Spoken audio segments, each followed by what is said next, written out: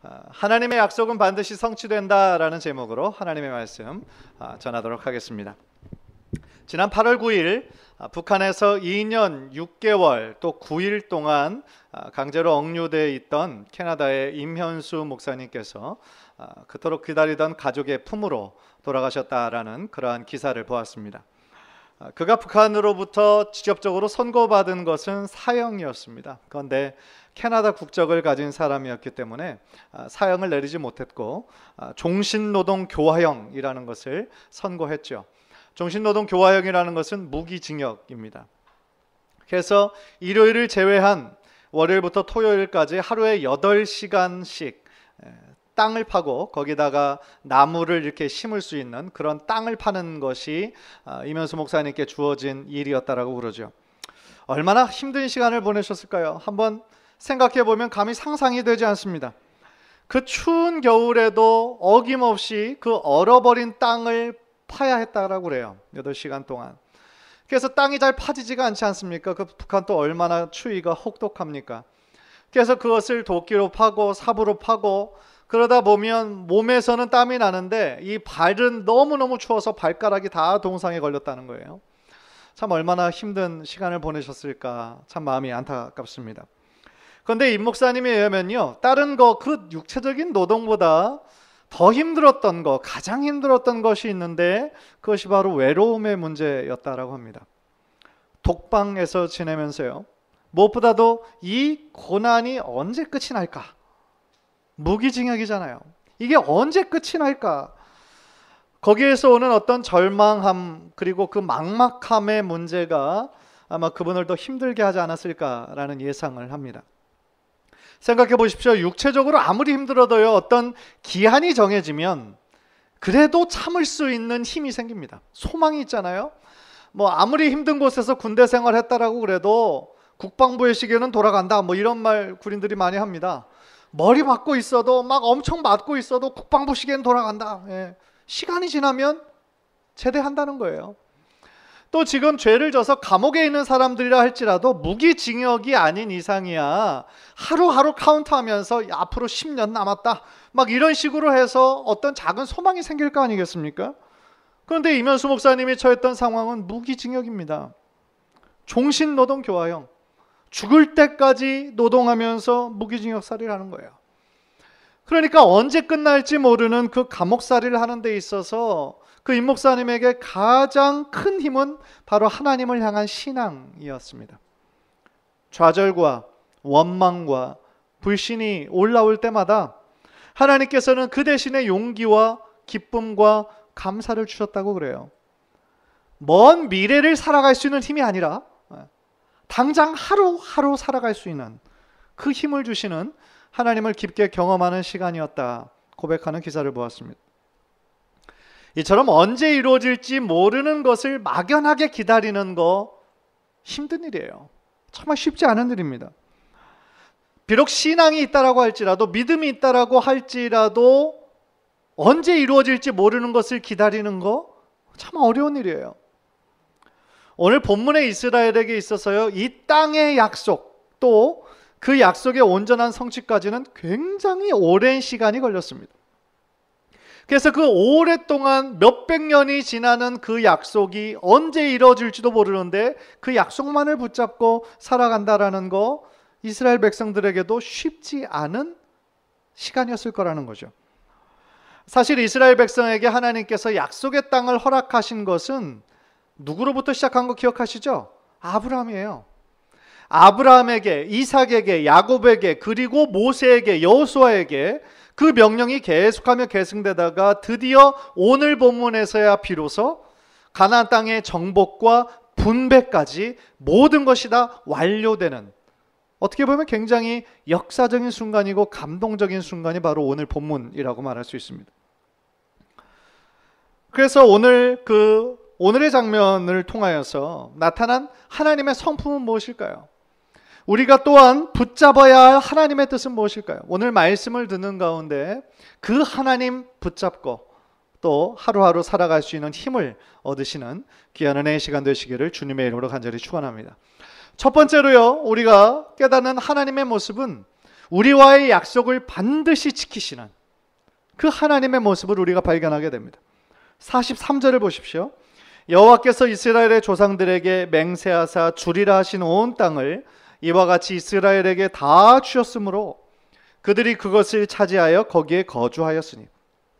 이 구절에서 중요한 것은 하나님께서, 여호와께서 이와 같이 이스라엘에게 다 주셨다, 그 대목이에요. 즉 이 모든 일을 행하신 주체가 지금 누구라고 말씀하시는 거예요? 여호와 하나님께서 이 모든 일들을 마침내 다 이루셨다는 거죠. 하나님께서 이스라엘에게 다 넘겨주셨어요. 무엇을 넘겨주셨을까요? 온 땅을. 그리고 땅뿐만 아니라 거기에 속한 모든 권한과 영토까지 이스라엘 백성들에게 다 넘겨주셨습니다. 그래서 이스라엘 백성이 그 땅을 차지할 수가 있었고요, 그 땅에 거주하게 된 거죠. 그 전까지 이스라엘 백성들은 유목민이었어요. 특별한 거처 없이 일정한 시기만 지나면 계속 움직여야 되는 유목민들이었습니다. 그런데 이제 드디어 하나님께서 약속하신 땅 그 가나안에 드디어 정착하게 되고 안정적인 삶을 시작하게 된 것이죠. 그리고 이 모든 것을 가능케 하신 분이 누구시라고요? 하나님이시라는 거죠. 얼마나 감사한 순간입니까? 아까도 잠깐 말씀드렸지만 이 구절에서 말하는 이스라엘의 조상들은 아브라함에서부터 시작했죠. 그래서 하나님께서는 제일 먼저 아브라함을 찾으시고 그와 약속하셨어요. 언약을 맺으셨어요. 창세기 12장 1절 2절 유명한 구절이죠. 우리 화면을 통해서 다 함께 읽겠습니다. 시작. 여호와께서 아브라함에게 이르시되 너는 너의 고향과 친척과 아버지의 집을 떠나 내가 내게 보여줄 땅으로 가라. 내가 너로 큰 민족을 이루고 내게 복을 주어 내 이름을 창대하게 하리니 너는 복이 될지라. 이것이 하나님의 약속의 시작이었어요. 하나님은 그분의 섭리 가운데 아브라함을 이스라엘의 민족의 조상으로 하나님께서 찍으십니다. 삼으십니다. 그리고 축복하시고 명령하십니다. 내가 내게 보여줄 그 땅으로 가라. 그런데 문제는 그 땅이 어디인지 무엇인지 아무것도 몰라요. 그런데 그러한 명령임에도 불구하고 아브라함은 사실 하나님이라는 존재도 그때까지만 해도 온전히 알 수 없었거든요. 사실 아브라함이 그렇게 믿음이 좋은 사람이 아니었죠. 자신의 아버지가 그 이방신들 우상을 만들던 사람 아닙니까? 그래서 하나님을 계속 믿던 사람이 아니죠. 그러나 하나님이라는 절대자가 그에게 나타나서 처음 듣는 어떤 명령을 하실 때 그 명령대로 순종하죠. 한 번도 가보지 못한 땅, 그리고 자신을 그때까지 지켜주던 본토, 친척, 아비집을 떠나 75세의 나이에, 참 어려운 결단이지만 아브라함은 그것을 하죠. 창세기 17장 8절을 다시 한번 보시죠. 17장 8절. 내가 너와 내 후손에게 내가 거류하는 이 땅 곧 가나안 온 땅을 주어 영원한 기업이 되게 하고 나는 그들의 하나님이 되리라. 이 구절에서는 그 땅이 어떤 땅인지 조금 명령이 구체화됩니다. 그 땅은 가나안 땅이며 가나안의 온 땅을 아브라함 너와 너의 후손에게 주어서 영원한 기업이 되게 하실 것이다 라고 약속해 주세요. 그리고 그 약속의 말씀은 아브라함이 죽고 누구에게 이어졌죠? 이삭에게 그대로 이어집니다. 창세기 26장 3절 4절 한번 눈으로 보시죠. 내가 내 아버지 아브라함에게 맹세한 것을 이루어 내 자손을 하늘의 별과 같이 번성하게 하며 이 모든 땅을 내 자손에게 주리니 내 자손으로 말미암아 천하 만민이 복을 얻으리라. 거의 비슷한 내용이에요. 땅에 대한 약속 그대로 이어집니다. 그리고 그 땅의 약속은 이삭의 아들 야곱에게 또한 이어집니다. 창세기 28장 13절이에요. 우리 또 다 함께 화면을 보면서 읽겠습니다. 시작. 또 본즉 여호와께서 그 위에 서서 이르시되 나는 여호와니 너의 조부 아브라함의 하나님이요 이삭의 하나님이라. 내가 누워있는 땅을 내가 너와 내 자손에게 주리니. 아브라함에게 하셨던, 그의 할아버지 아브라함에게 하셨던 그 약속이 그의 아들 이삭에게로, 또한 그의 손자 야곱에게로 그대로 이어지고 있어요. 언약의 반복이고 또한 후손들에게 그 땅의 약속이 그대로 계승된다는 것을 보여주고 계시죠. 그렇다면 이 땅에 대한 약속이 이 족장으로 끝이 났나? 아니요. 모세에게 이어집니다. 드디어 모세에게 이어지는데요. 출애굽기 3장 8절이에요. 화면을 통해 보십시오. 내가 내려가서 그들을 애굽인의 손에서 건져내고 그들을 그 땅에서 인도하여 아름답고 광대한 땅, 젖과 꿀이 흐르는 땅, 곧 가나안 족속, 헷 족속, 아모리 족속, 브리스 족속, 히위 족속, 여부스 족속의 지방에 데려가려 하노라. 이철인 줄 알았던, 야곱에게서 멈춰진 줄 알았던 그 약속을 하나님께서 모세를 다시 또 선택하시고 모세를 통해서 하나님의 그 땅의 약속, 가나안 땅의 약속, 그쪽으로 이스라엘의 민족을 그 땅으로 들이어 하나님의 그 선민 언약을 이루시려는 하나님의 위대한 구원사를 계속하며 써내려 가시는 거예요. 그리고 모세 이후 우리가 지금 계속해서 강해로 듣고 있는 여호수아에 이어지기까지 이 하나님의 땅에 대한 약속이 계속해서 이루어지고 구체화되고 마침내 성취하시는 것이죠. 그렇다면 이 모든 역사를 통하여 우리가 이르게 되는 결론은 무엇입니까? 하나님은 반드시 약속을 지키신다는 거예요. 그분은 자신의 언약에 신실하신 분이시기 때문에 한번 말씀하시는 것을 반드시 이루시는 분이시라는 겁니다. 사랑하는 성도 여러분, 우리가 믿는 하나님은 우리에게 하신 약속을 반드시 이루시는 신실하신 하나님을 믿으시기를 주님의 이름으로 간절히 축원합니다. 그 약속이 이루어질 것을 조금도 의심하지 마시기 바랍니다. 신실하신 하나님, 약속을 지키시는 하나님은 하나님의 변함없는 성품이에요. 만약에 하나님이 우리 인간처럼 쉽게 변하고 어떤 환경과 상황 따라 그때그때 변한다면 하나님이 하나님 되실 수가 없는 거죠. 만약에 그런 과거에는 이랬는데 오늘은 이렇고 또 내일은 어떻게 될지 모른다면 저도 그런 하나님 믿고 싶지 않아요. 그러나 정말 감사한 것은 뭡니까? 하나님은 어제나 오늘이나 내일이나 영원토록 신실하신 하나님이시라는 거예요. 그분은 전혀 실수가 없으신 분이시라는 거예요. 한번 말씀하시는 것을 끝까지 지키시는 분이시라는 겁니다. 그래서 하나님은 그의 약속을 이루실 때 뭐라고 말씀하시냐면은 하나도 남음이 없이 다 응하게 하셨다. 45절이에요. 여호와께서 이스라엘 족속에게 말씀하신 선한 말씀이 하나도 남음이 없이 다 응하였더라. 하나님의 선한 말씀이 하나도 남음이 없이 다 응하였다는 거예요. 영어 번역을 조금 이렇게 제가 직역해 보니까 어떤 한 구절의 말씀도 실패하지 않았다. 그렇게 번역해요. 어떤 한 구절의 말씀도 실패하지 않았고 다 이루어졌다. All came to pass. Done. 모든 것이 이루어졌다는 거예요. 하나님은 이처럼 신실하신 분이십니다. 우리에게 약속하신 그 모든 약속들을 하나도 빠짐없이 온전히 이루시는 분. 그분이 바로 우리 하나님이신 줄 믿습니다.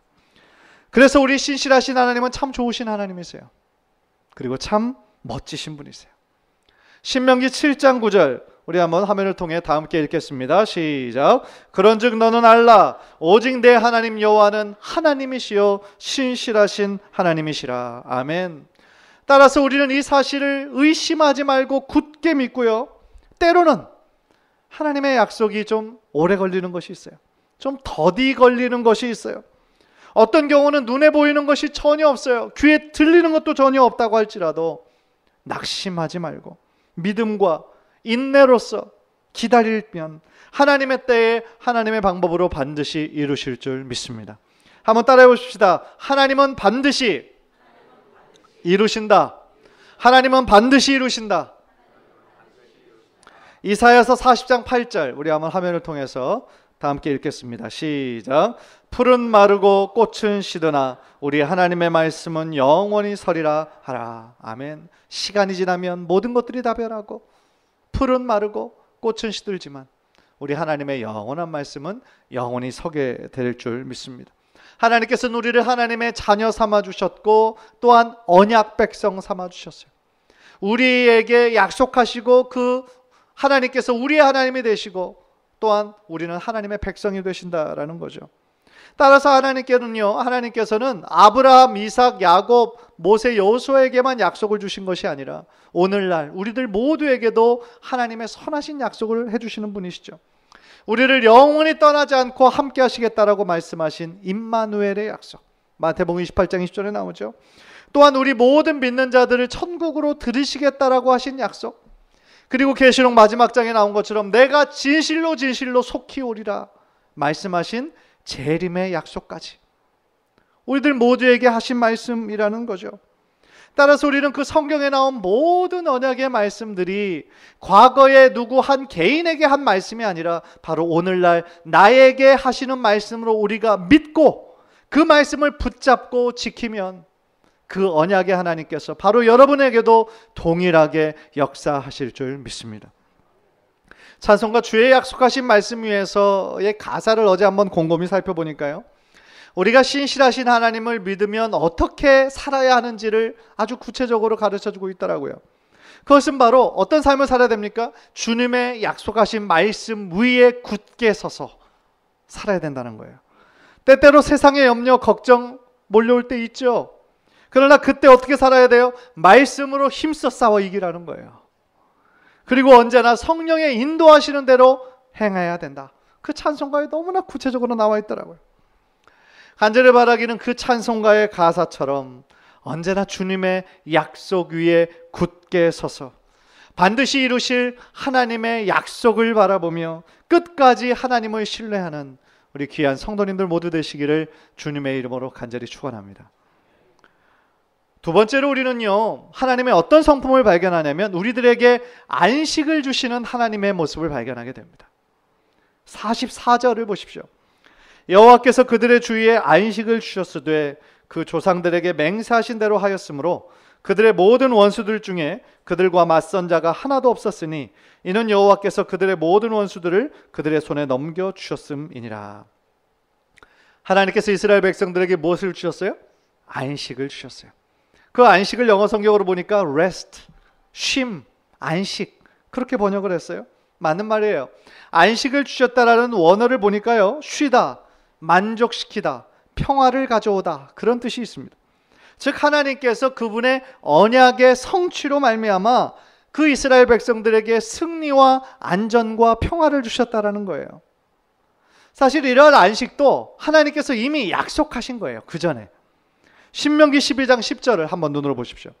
너희가 요단을 건너 너희 하나님 여호와께서 너희에게 기업으로 주시는 땅에 거주하게 될 때 또는 여호와께서 너희에게 너희 주의 모든 대적을 이기게 하시고 너희에게 안식을 주사 너희를 평안히 거주하게 하실 때에, 이때는 아직 요단강에 들어가기 전이에요. 하나님의 약속입니다. 너희들이 그 요단강에 들어가게 될 텐데 거기에서 모든 적들을 다 물리치고 내가 너희에게 안식을 줄 거다. 하나님의 약속이 이미 있었어요. 그래서 이 약속대로 하나님께서는 오늘 본문을 통해 끝내 이루시죠. 가나안 족속들의 위협으로부터 또한 이스라엘 주변의 모든 종족으로부터 그 모든 위험에서부터 하나님께서 이스라엘을 지키시고 결국 그들에게 안전과 평화를 허락하시는 거예요. 사실 당시에 가나안 족속들이 완전히 멸절된 것은 아니었습니다. 주변에 그 잔재들이 있었어요. 그렇지만 이미 그들의 세력이 완전히 꺾인 상태였기 때문에 이스라엘에게 큰 두려움의 대상이 될 수 없었다라는 것이죠. 이때가 출애굽한 지 몇 년째 되는 날이었냐면 바로 47년째, 출애굽한 지 47년째 되는 해였습니다. 가나안 정복 전쟁과 분배의 모든 과정까지 다 마치자 그들이 그토록 기다리고 고대하던 안식의 시간, 쉼의 시간이 찾아온 것이죠. 저는 이 자리에 참석한 여러분 모두에게도 정말 하나님께서 주시는 참된 안식과 쉼과 평화가 여러분의 삶에 늘 깃들기를 주님의 이름으로 간절히 축원합니다. 사실 우리가 사는 이 세상은 참으로 분주하고 피곤한 사회에 우리가 살아가고 있어요. 얼마 전 한 프로그램의 영상을 보니까요, 한 뇌과학자가 굉장히 인터레스팅한 그런 이야기를 합니다. 커피 우리 즐겨 마시지 않습니까? 저도 커피 굉장히 잘 마시는데 우리가 커피를 마시는 것이 뇌의 건강에는 별로 좋지 않다는 거예요. 그 학자에 의하면 뇌의 무게가 약 1.4kg에 불과됩니다. 이 뇌가 1.4kg. 그래서 우리 몸의 전체 몸의 약 2% 무게밖에 안 된다는 거예요. 그런데 반대로 이 뇌가 우리들의 먹는 음식 전체 100%를 생각해 볼 때 약 24%가 이 뇌에서 다 소비한다는 거예요. 무슨 얘기예요? 그러니까 우리가 생각하고 어떤 것을 무엇인가를 머리를 쓰고 하는 것이 굉장히 많은 에너지가 들어간다는 거예요. 그래서 몸에 에너지가 떨어지면 이제 이 브레인 뇌가 우리 컨트롤 센터니까 좀 잠깐 쉬어라. 지금은 에너지를 너무 많이 썼으니까 좀 쉬어라. 회복이 필요하다. 그 사인을 보낸다는 겁니다.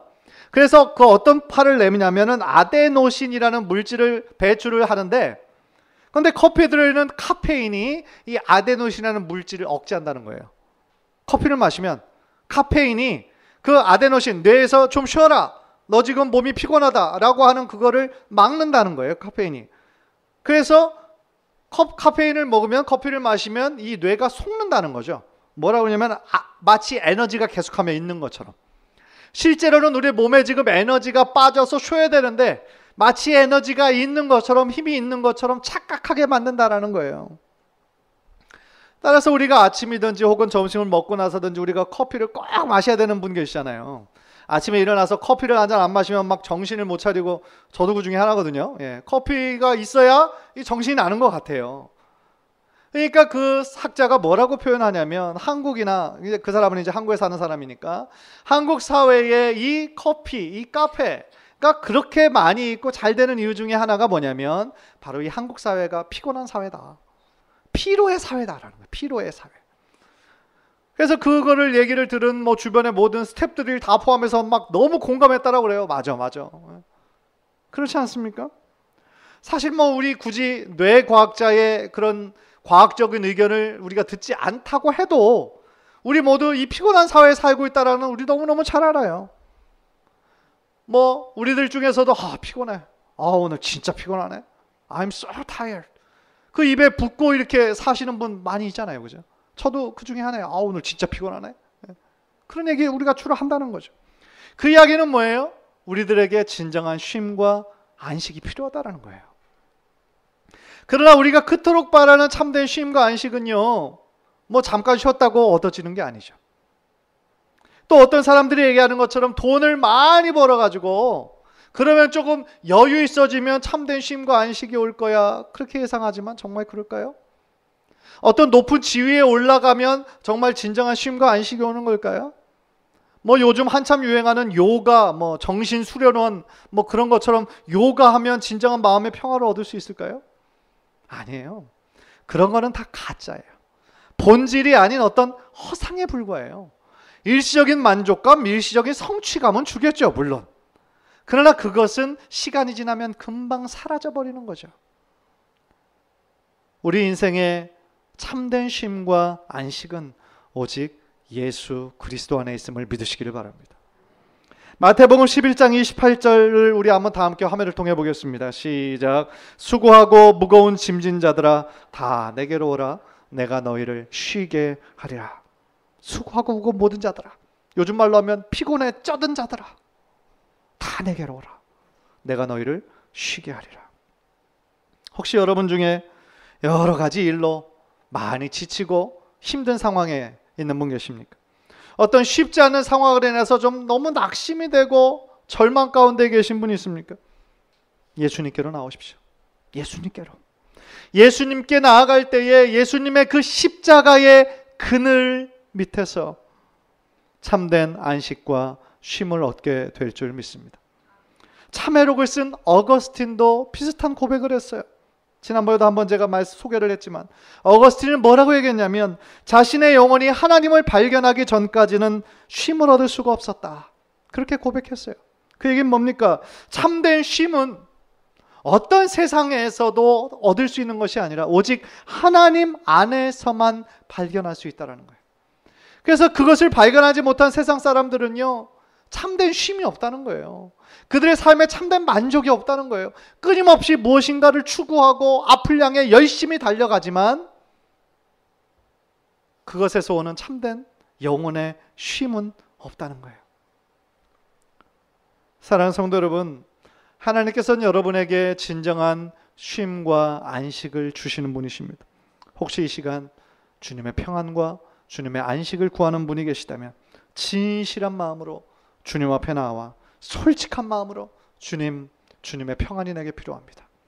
주님의 그 안식이, 주님의 그 쉼이 필요합니다. 그 선물을 달라고 간절히 기도하시는 여러분들 되시기를 바랍니다. 그렇게 할 때 하늘에서부터 오는 하늘의 참된 평화가 여러분의 마음을 촉촉히 적셔줄 줄 믿습니다. 그 평화는 세상이 줄 수 없는 평화입니다.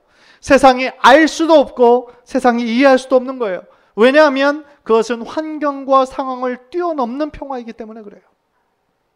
그 평화는 오직 하나님과의 깊은 신뢰 관계에서만 오는 것이기 때문에 그 평안은 하나님께서 주시는 선물과 같은 거예요.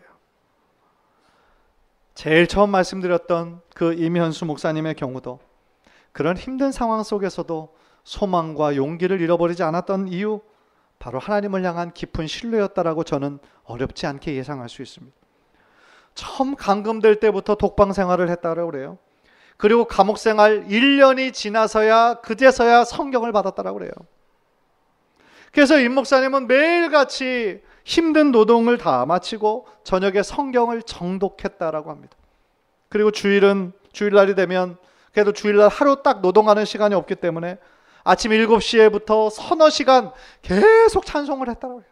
서너 시간 계속 찬송을 드리고 혼자 주님 앞에 드리는 그 예배가 어떤 때는 주일 저녁 8시까지 지속이 됐다고 그래요. 무엇인가를 쓸 수 있는 종이도 주어지지 않아서 성경 구절과 찬송을 다 외우려고 노력을 하셨다고 그래요. 그 끝이 없는 고난과 고난의 연속 속에서 그 감옥에 언제 나갈지도 모르는 그런 무기징역의 상황 속에서 절망하고 낙심하는 시간이 조금 더 없었다고 한다면 그것은 거짓말일 거예요. 분명히 절망하고 낙심했을 거예요.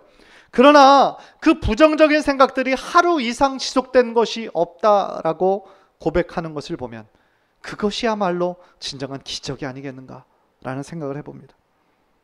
사랑하는 성도 여러분, 하나님은 참 선하시고 좋으신 분이세요. 그리고 우리와의 약속을 반드시 지키시는 신실하신 하나님이세요. 그 신실하신 하나님께서 또한 여러분에게 참된 쉼과 안식을 주기를 원하세요. 간절히 바라기는 힘든 이민 생활 속에서 우리가 힘들고 지칠 때 많이 있죠. 우리가 원하는 대로 잘 되지 않을 때, 막힐 때 많이 있어요. 그러나 오늘 본문에 나타난 이 하나님의 신실하신 그 하나님의 성품을 더욱더 묵상하고 바라보면서 어떤 일들을 만나도 더 큰 믿음과 더 큰 인내로 매일매일 정말 승리하시는 우리 귀한 성도님들 모두 되시기를 주님의 이름으로 간절히 축원합니다. 우리 한번 기도하겠습니다.